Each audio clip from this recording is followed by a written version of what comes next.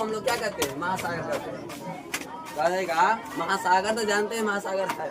महासागर कहते किसे पता है? जलीय भाग के बृहत्तम स्वरूप को हम लोग क्या कहते हैं, महासागर। बृहत्तम भाग मतलब जानता है, मतलब बहुत फैला हुआ क्षेत्र, ठीक है। जैसे प्रशांत महासागर, प्रशांत महासागर के देखा है, अनंत है, लिमिट है, कोई लिमिट नहीं है, अनंत का गहराई न पता है ना अनंत पता है महासागर कोई पता नहीं है। यही लिखा है जलीय भाग के बृहत्तम स्वरूप को हम लोग क्या कहेंगे, महासागर कहते हैं। जलीय भाग के बृहत्तम स्वरूप को हम लोग क्या कहेंगे, महासागर कहते हैं, ठीक है।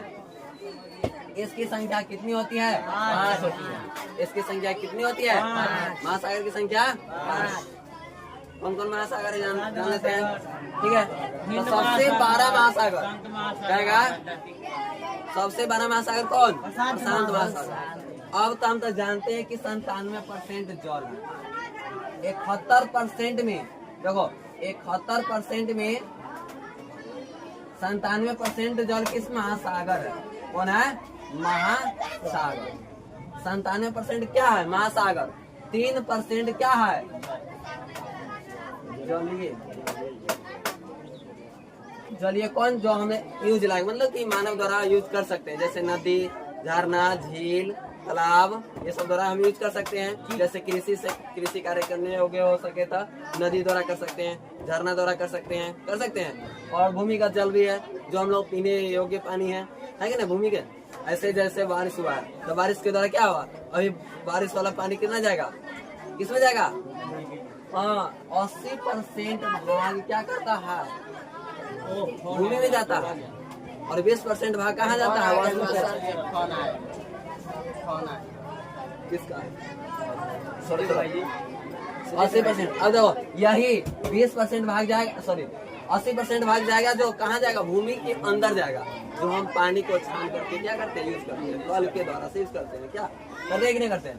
तो वही देखो, तो 97% कहाँ है, महासागर है, जो यूज लायक पानी नहीं, न पीने लायक है, न यूज करने लायक है। यूज करने में समझता है कि ना, अरे न कृषि करने लायक है, इसमें लवणता की मात्रा क्या है, अधिक है, लवण ज्यादा पाया जाता है। कितना, महासागर से नमक की मात्रा बहुत ज्यादा है, इसीलिए क्या कहते हैं, लवणता की मात्रा अधिक है, ठीक है।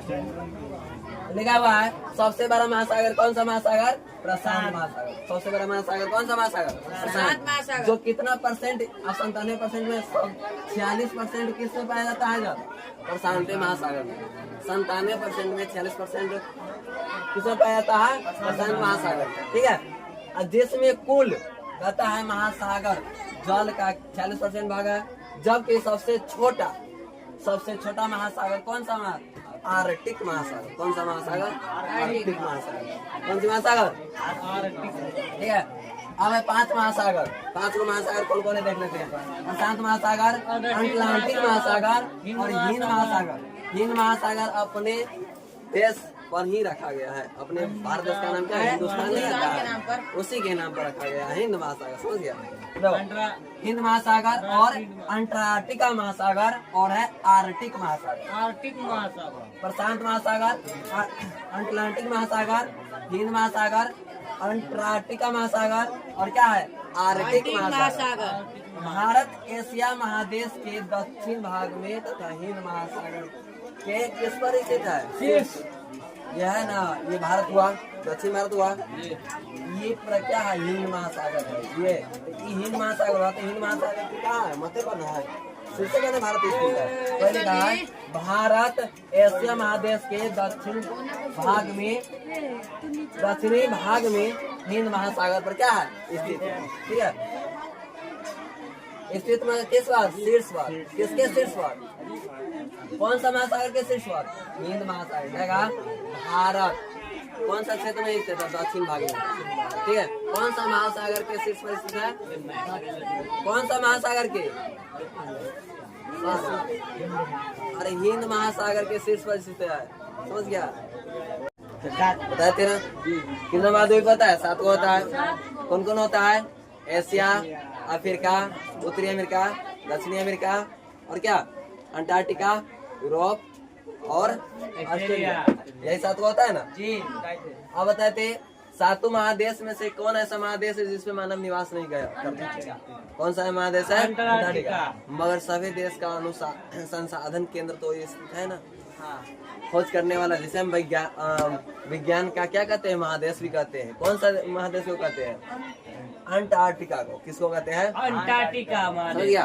तो लिखा भी है अंटार्कटिका महादेश पर मानव निवास नहीं करता। वो भी लिखा है ना। अंटार्कटिका महादेश पर मानव निवास नहीं करता है। क्योंकि हम तुम लोग पहले बताए थे, जबकि अन्य सभी पर क्या करता है? निवास करते हैं। मतलब कि 7 महादेश पर के 6 महादेश पर मानव निवास करता है, मगर एक पर नहीं करता है। मगर उस पर अंटार्कटिका महादेश पर क्या अनुसंधान केंद्र स्थित है, सभी देश का या महादेश का। ठीक है।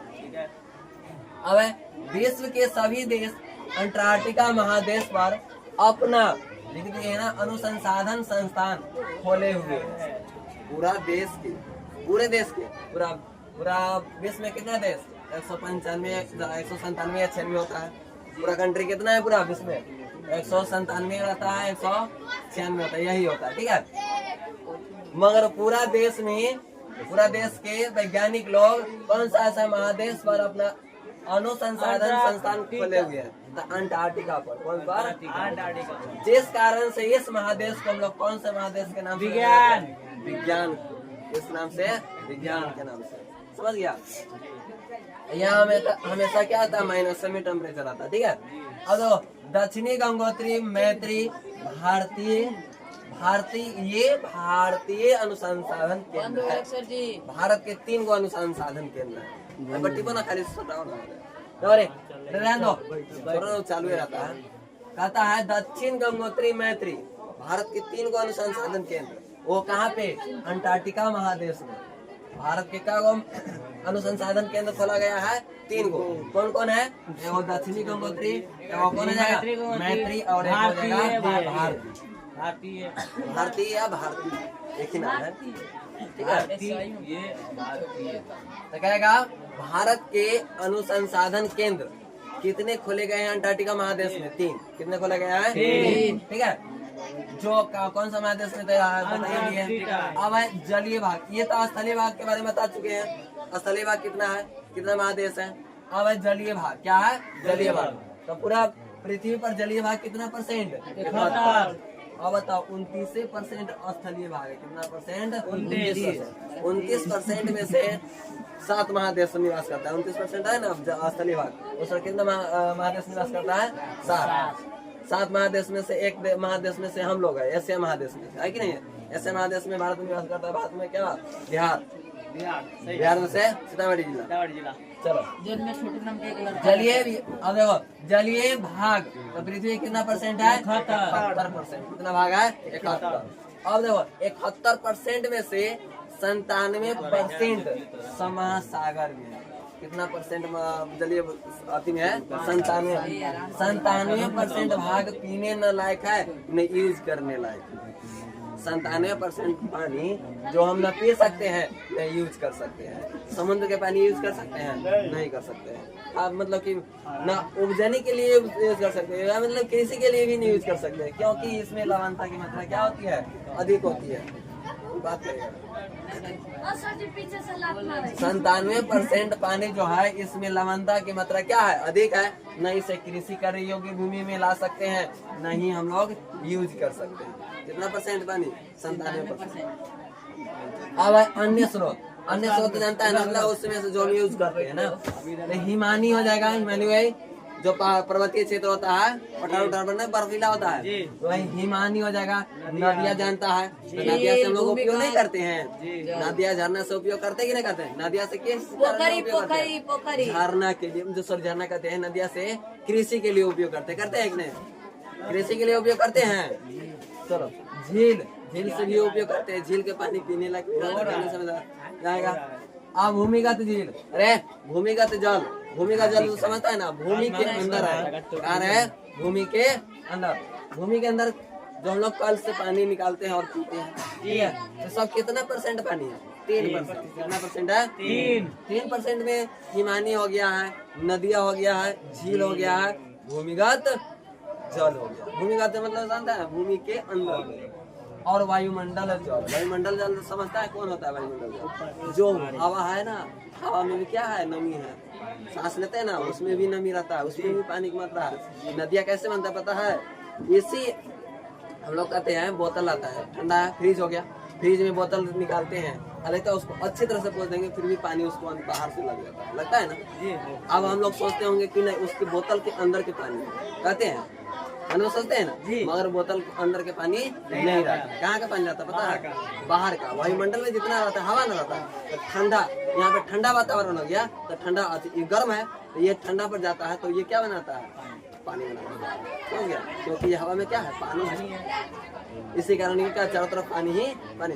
गिलास में देख लो, चला के लाएंगे, गिलास के चारों तरफ से मतलब साफ कर देंगे ना, तो वो चारों तरफ से भी क्या हो जाती है, पानी हो जाती है। वो गिलास के अंदर वाला पानी नहीं रहता है, वायुमंडल वाला पानी रहता है जो चारों तरफ से हवा बहता रहता है। इसी कारण वायुमंडल में मतलब बहुत हवा बहता है। इसी कारण पहाड़ से ये हवा सब, जहाँ पे ठंडा मतलब बहुत अधिक रहता है, ये हवा सब जाता है, टकराता है, टकरा कर ये सब पानी की बूंद बना करके और नदिया के सहारे, समझ गया, नदिया सब।